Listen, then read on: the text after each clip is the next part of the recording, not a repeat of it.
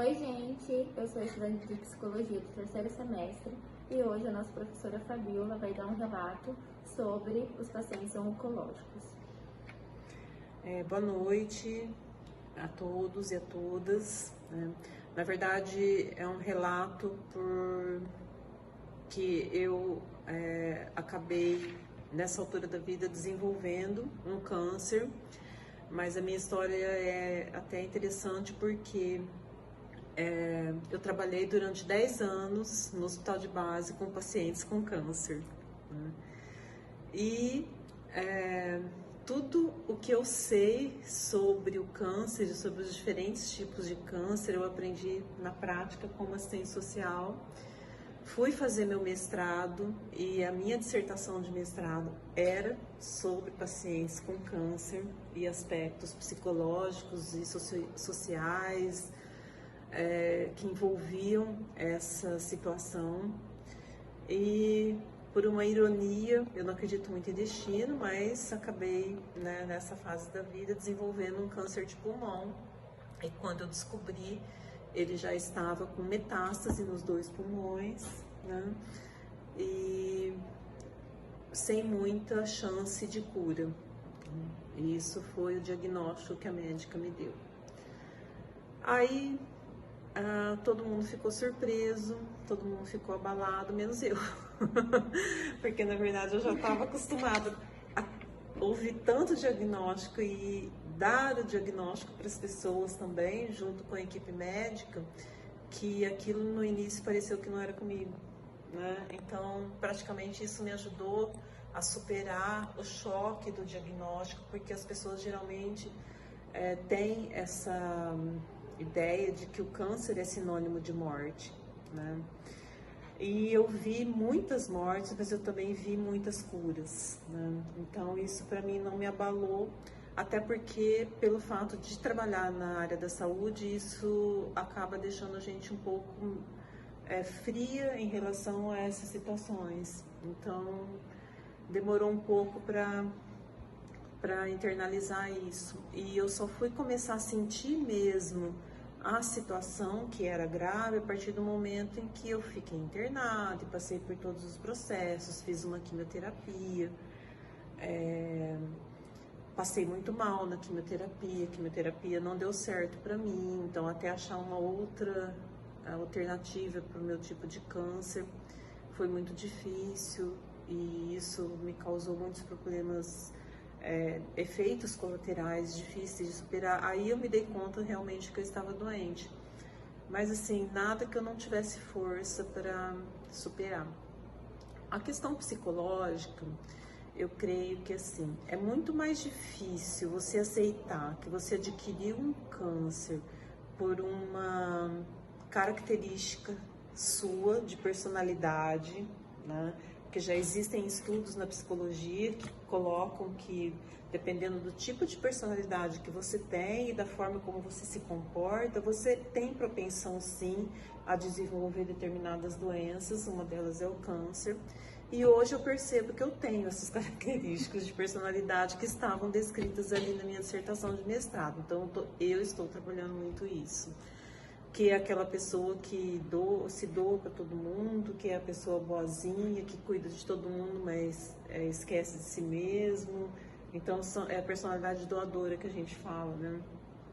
Então hoje eu me dou conta que eu sempre fui assim, mas que não foi o aparecimento da doença não foi falta de cuidado e nem de prevenção, né? Foi uma coisa que os médicos também não sabem explicar, porque eu também não tenho uma predisposição nem genética e nem de comportamento que pudesse ocasionar esse tipo de câncer que eu tenho. Tanto é que ele é bem raro e ele é muito invasivo. O sistema de saúde não comporta nenhum tipo de doença como essa. Não dá o apoio necessário. Por quê? No meu caso, eu tenho uma médica que só trabalha através de atendimento particular. Ela não atende SUS e não atende convênio. Então, é um atendimento particular. O meu medicamento, o SUS não paga, ele paga, ou ele fornece outras medicações, mas a minha específica não. E é um medicamento que custa R$47 mil a caixa para 30 dias. E eu tenho que tomar ele todos os dias. O que mais? Os exames são caríssimos. Então você vai fazer uma tomografia, custa R$1.500. Se o convênio não pagar, e se você não tiver dinheiro, você tem que ficar numa fila de espera do SUS durante meses, né? Então, quem depende realmente de SUS, né, tem lá o apoio. Hoje já tem os hospitais específicos do câncer e tudo mais que dão esse apoio, porém, a demanda é muito grande, é difícil, as pessoas não têm orientação. Então, eu creio que eu tenho sorte por ter uma série de informações que outras pessoas não têm oportunidade, né? E também tenho sorte por ter uma equipe eu falo equipe de apoio, que é a minha família, meu marido, minha mãe, minhas netas e principalmente meus alunos. Então, assim, o fato de eu fiquei 15 dias de licença quando eu saí do hospital e já voltei a trabalhar. Era muito difícil para eu vir trabalhar, ainda é. Até agora há pouco eu estava com tontura. Mas ainda é difícil para eu trabalhar. Mas o carinho que eu recebo dos meus alunos, o carinho que eu recebo dos meus amigos, o carinho que eu recebo, assim, de todos que sabem da minha situação, é o que me motiva. Então, às vezes eu estou em casa muito cansada, passando mal, e eu sei que quando eu chego na faculdade, meu espírito muda, né? Então, não sei se é um conselho ou dica, mas eu acho que, e é muito difícil a gente conseguir superar isso, é você ter algo que te motive, né? Algo que te faça feliz, porque só assim a gente consegue, porque senão é bem difícil mesmo. E não vou falar graças a Deus, vou falar graças a mim mesmo, né? E a força de vontade. E eu acho que a questão psicológica é muito importante para a gente se manter firme. A medicação tá dando super certo, já praticamente sumiu quase toda a metástase que eu tinha. Só ficou um nódulo primário, que também eu vou fazer uma radioterapia para queimar esse nódulo, mas ele vai sumir.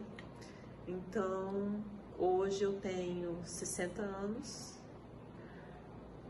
e estou trabalhando, né? Não considero uma doença, né? Considero que é uma fase que a gente passa e que todo mundo consegue superar. E é muito importante porque a gente aprende muito mesmo sobre a nossa capacidade de entender a vida, de entender as pessoas, de se relacionar, de mudar de comportamento e de ficar bem consigo mesmo. É isso. Muito obrigada, professora. Espero que dê tudo certo. Eu que agradeço. Obrigada.